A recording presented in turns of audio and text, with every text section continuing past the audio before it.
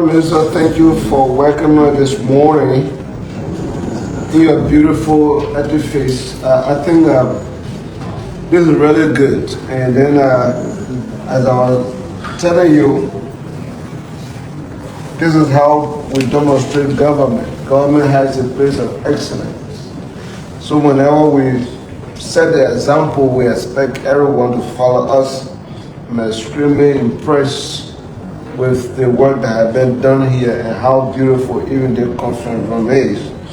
Thank you very much. The delegation from the Gambia. Thank you for joining us as well. Like the other minister said,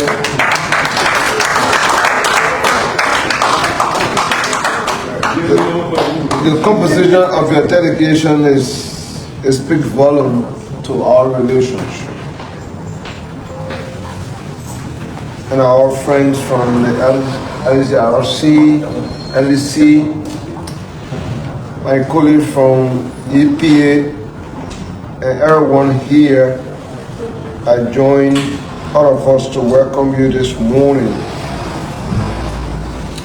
I wanted to speak to you, or not even wanted to, I was speaking to you on net metering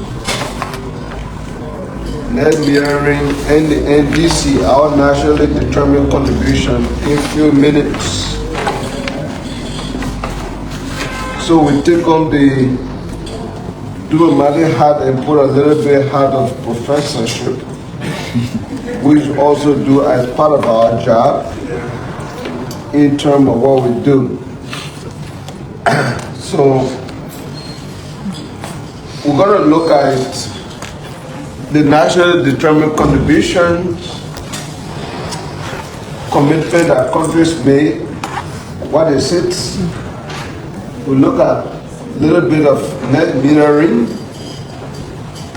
and how net metering supports the nationally determined contribution, how it aligns with Liberia's own nationally determined contribution. We'll look at some policy recommendations, what we are doing now, and the legal framework behind that. I think that's what I want to start with this.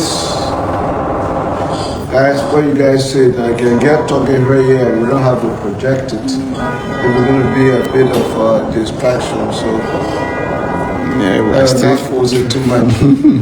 Okay. Yeah, because I want people to pay attention to what I'm saying. If you're doing that, it's a little bit distraction. We don't have to show it. But I mean,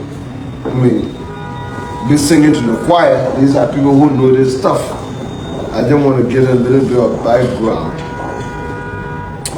The nationally determined contribution, they are country-specific climate actions. Just to give you a background, the earth is warming. What is causing the earth to warm? The burning of fossil fuel.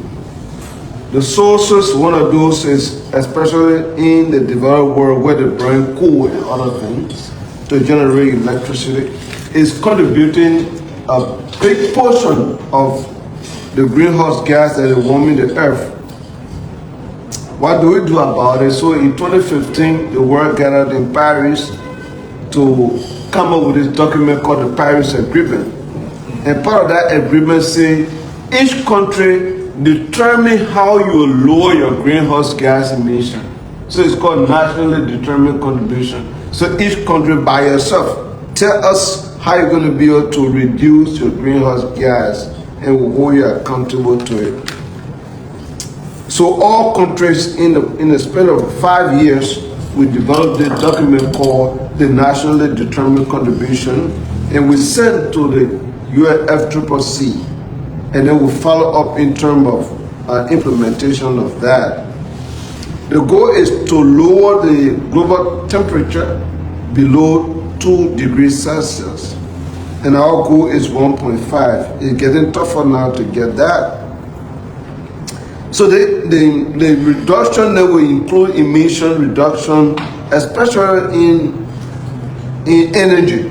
And there we talk about renewable energy and the measure we take to adapt to climate change. This document is reviewed every 5 years. We are now reviewing the Liberia one, which is NDC 3.0. We reviewing it currently. Every 5 years it's developed and is reviewed. It's really a backbone to how we get our climate situation under control. Example include like the what we developed last time. We said Liberia will develop, we reduce its greenhouse gas emission between below business as usual by 64% by 2030. This is the goal we are trying to get to. By 2030, we should reduce our greenhouse gas emission by 64%. In Gambia, our colleagues are here. I was reading about them this morning. They plan to reduce theirs, if I'm making a mistake, please correct me, by 49.7% in their NDC 2.0. So we're going to reduce it by 49.7% by 2030. Right. Countries like Germany, which is a developed country, they say they want to be net zero by 2045, so they don't want to have any greenhouse gas emission. But these all include energy as a big part, energy, agriculture, and a big portion of it. So if we take that background information about the NDC, then why is it that we do net metering then? Net metering is where consumers generate electricity, especially from solar. And then as they do that, the surplus they will get, for instance, I have electricity at my house, solar, if I'm generating a lot during the day, the excess I can be able to feed back to the national grid. I credit the grid. In the night, they can be repaid. So when we do that barter system, at the end, my energy bill will be very low. It's net metering. When we do that, we give incentive to ordinary citizens for them to get into renewable energy, because it will drastically reduce their energy bill. At some point, they will make profit. If they can generate excess and help the grid, they will be able to make profit. They can even get money in terms of that. The policy-driven developed should be looking at those kind of scenarios. So it would encourage renewable energy generation. How it supports the NDC. So it drives small-scale renewable energy deployment. So instead of relying on the grid, so when there's a problem with the grid, then everyone feel problem. We decentralize our energy system on rooftop, everywhere, small, so even if the grid has problem, people still have access to electricity. So it decentralizes energy generation. It replaces fossil fuel. So when we do that, we're not going to be burning a lot of fossil fuel, and we're helping to lower the emission that is causing the global warming. It enhances consumer participation in energy efficiency, and it will reduce pressure on the overall grid of the energy of the country. How it aligned this with the Liberian nationally determined contribution, it will promote energy democracy. We talk about decentralization already.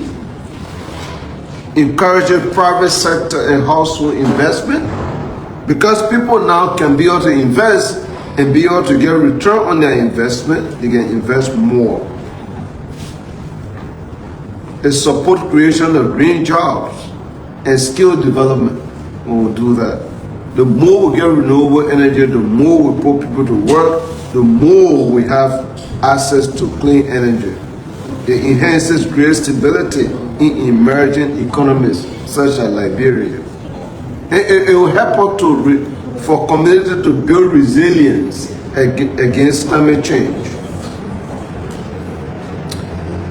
For the policy recommendations, that's what we are doing now. For net metering to take place, you need to have a policy in place and a regulation in place that define what it is, how do you use it, how the system should integrate What are the benefits and the risks associated?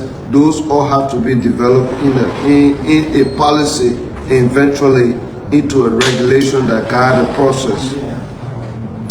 We'll do that. We will link this then to the nationally determined contribution, because now we are reducing our greenhouse gas emission by using renewable energy. We can calculate that reduction. We can say this is how, as part of the 64%, this is how we are reducing because we're using land more.